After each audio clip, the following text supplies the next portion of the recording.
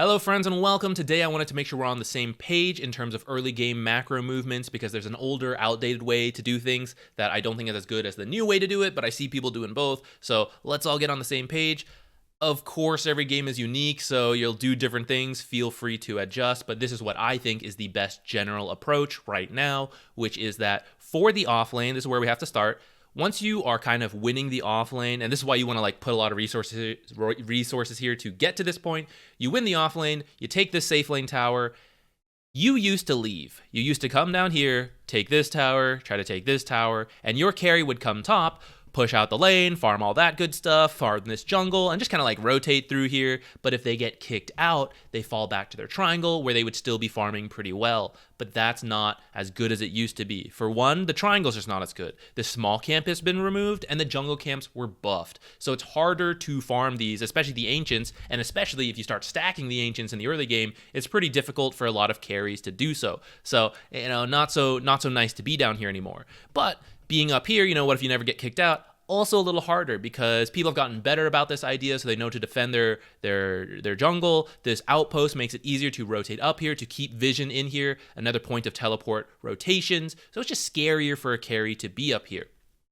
Because of the flag creeps as well, and because of the emphasis on the laning meta, people have been wanting to hold all three lanes a little bit more. There's more to get from there. So now the carry tries to stay down here longer, and when they get kicked out, they go to their own jungle where it's easier to farm these camps, and there's a lot of camps to work with, so they can just kind of like bounce between the lane and this jungle camp. And the off lane actually stays up here with the supports, and you try to play in their jungle. You steal their jungle farm. If they show in this top lane, you run up here, you take that. Okay, back to the jungle. Hey, the mid, maybe we can make a play here, pressure this, take this tower. Okay, bounce back, and you hold control of this area.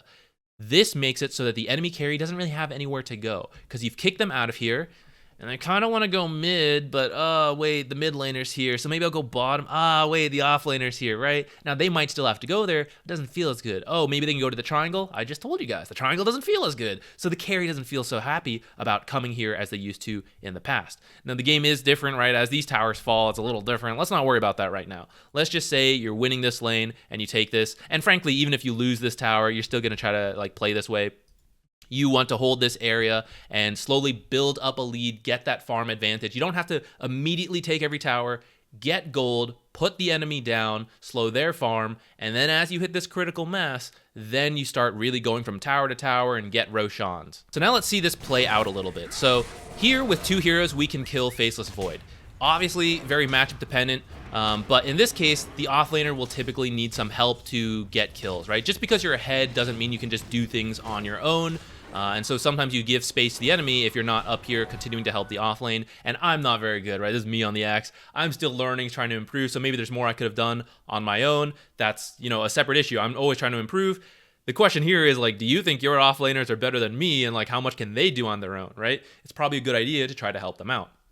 So Muerta is going to go support. This is Muerta 4. She's going to go drop these wards. These are great wards. She tries to go mid for a little bit. And of course, if you leave the off lane for a bit, it's fine. Nothing quite happens. I'm just going to like farm in the meantime while she's gone.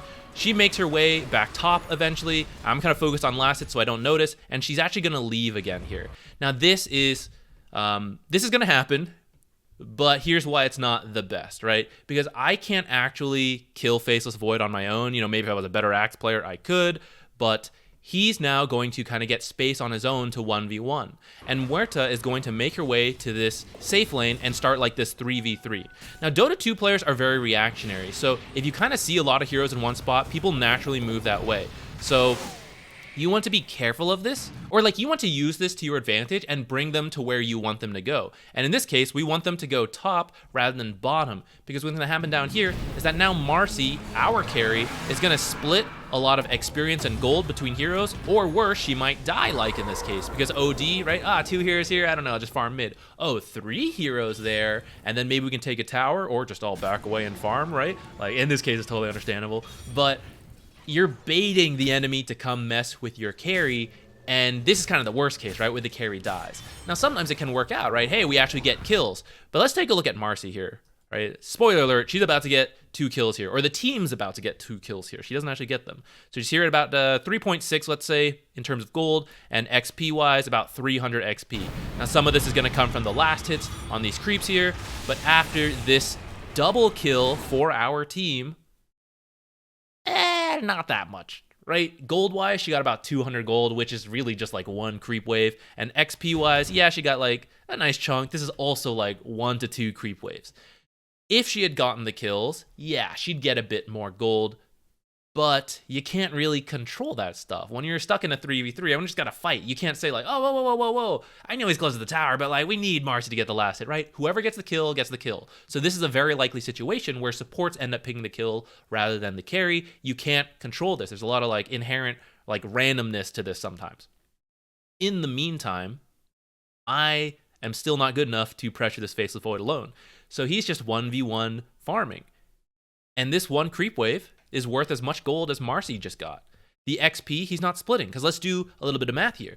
Even if I sit here and deny every creep in front of Faceless Void, he's getting 50% of the XP. No gold, of course, but sometimes heroes just need some levels. So 50% of XP.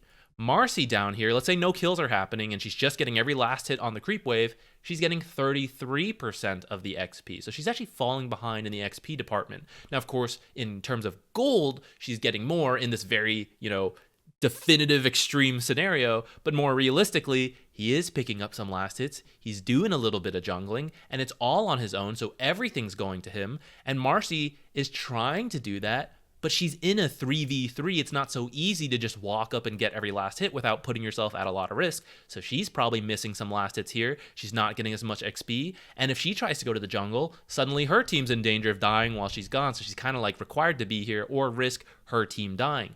So you can see how like it can work out down here where your team gets a lot of kills, but it's tough. And in fact, it's much more consistent and safe for the carry to just be 1v1 on their own, and they will find a way to get farm. Whether it's here in the lane or here in the jungle, the singular offlaner can't be in both places, right? I can't get this tower and stop this Faceless Void from farming, so some way Faceless Void is going to avoid me to find farm. But if we have multiple heroes up here, it's much easier to split those duties, right? I can farm quickly, and my supports can harass him under tower. It's going to kick him out of the jungle. Guess what? The supports can go chase him a little bit while I farm and take this tower. Or they stay, they help me take this tower. Once this tower's down, we're now free to do what we talked about, invade this jungle and just hold this area and prevent him from coming in. As an offlaner, you're going to have to ask your team to come up and play with you, which is what I was doing. I told them I'm almost at my blink dagger, come up here. So Muerta has joined me, and thanks to these observers she placed earlier, we see the Faceless Void. So I'm going to come in here, and I'm going to get this blink call, and we're going to kill him. This is exactly what you want to happen. Now, actually, funny enough, maybe I could have killed him without Muerta because he was a little low from some earlier stuff that happened, but if he's full health, if he's a different carry who has more natural sustain, right, I'm gonna need help. It's very difficult in the early game to just 100-0 kill anyone, even if you're ahead. But when you bring 1 or 2 extra heroes, now it becomes possible. So Faceless Void is now dead in his own jungle, and now we can come back and take this tower. And what I want to do, let's just go to our vision. Look at this nice vision. Once we take this tower, I want to keep playing in this area. I don't want to rotate away, and I want to prevent anyone from coming up here. Now, I didn't balance it perfectly. I'm going to admit now, right? I'm still learning this, but I see Wyvern here, and I don't want her to get any of these observers. So I want to position a little lower down here right now, and if she doesn't come up, I can just farm these camps, but I see her here, and I'm like, let's go get her, right? And she backs off. It's like, oh, wait, maybe she's not coming up here. Just kidding, she is here.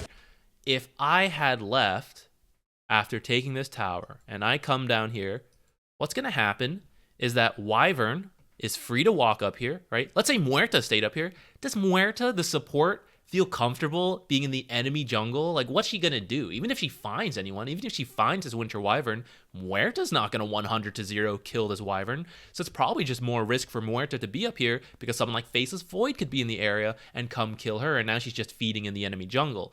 But if I'm up here alone, I can do this, maybe get away because I'm stronger. But if we're both here and in a 2v2 scenario where I've been winning the offlane, now we can get kills like this.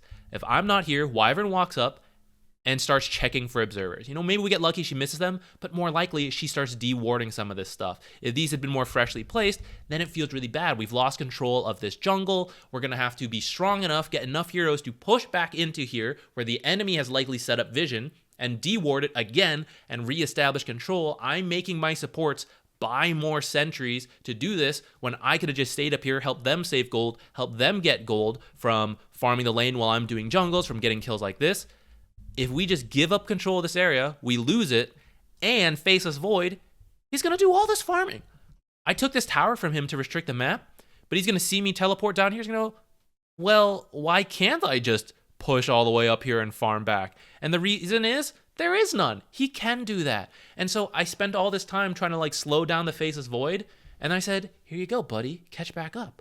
Marcy could come up here, but can Marcy solo kill the Faceless Void? No. And who's going to feel more comfortable up here? Even though I took this tower, it's going to be Faceless Void because he has this stuff. It's his half of the map. So his team can more easily rotate to help him than our team can help the Marcy up here. Now let me actually show you this section from his perspective. Look how dark this area is because we're maintaining control there.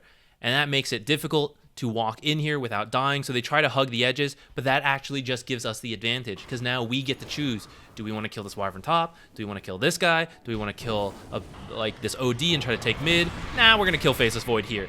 And then we're gone again. And his team again doesn't know, like, are they running straight to Wyvern? Are they running to mid?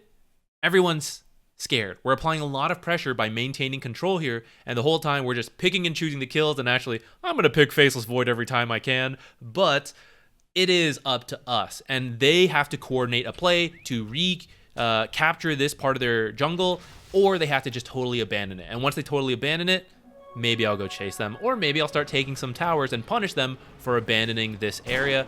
I actually feed here, so we're going to stop and finish this video up. I never fed. I didn't say anything. But I hope you guys can see what I'm talking about here. Why it's so good to take this area and then protect it. Protect your wards, kick the enemy out, force them somewhere else that you can easily rotate if you're needed there, and make them bring up a ton of heroes onto their own half of the map to kick you out. That actually feels good because guess what? Everything else is open to you, so you don't even care that they're bringing so many heroes here. It's away from your objectives. You're very happy with that. So there will, again, be games where you do something else, totally fine, just depends on the draft, but just know that kind of trade-off. Once you leave this area, you're going to give space back to the carry, so ask yourself, how scared of the enemy carry getting farm are you? If you don't want them to get farm, then maybe you should be staying up here, getting strong yourself, keeping them down, and when you see them move out, then maybe you chase them after you see them move. Make them move first. Don't move and give it back to them ahead of time. That is all. Thank you for watching. I'll see you in another video. Bye.